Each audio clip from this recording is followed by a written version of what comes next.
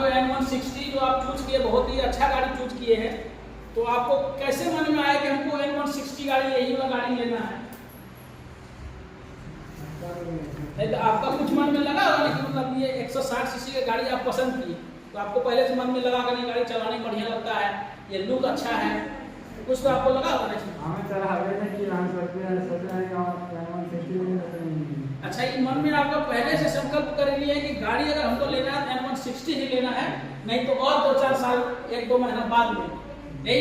चलिए ठीक है, आप जो गाड़ी पसंद की है बहुत अच्छा है, पसंद किया, आपका पसंद भी अच्छा है, ठीक है। और ये इनके पापा जी, आपका कहाँ घर हुआ?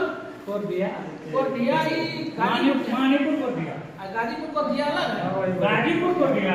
हाँ, ये की बस को दिया, लीजिएगा तो गाजीपुर जाइए। अच्छा, वही आपका घर है। तो एक पक्का हो फोन पे बात किए थे, शायद की बोलते 30 जमा करेंगे, बोला गाजीपुर से हम बोल रहे हैं। नहीं, अच्छा, आप नहीं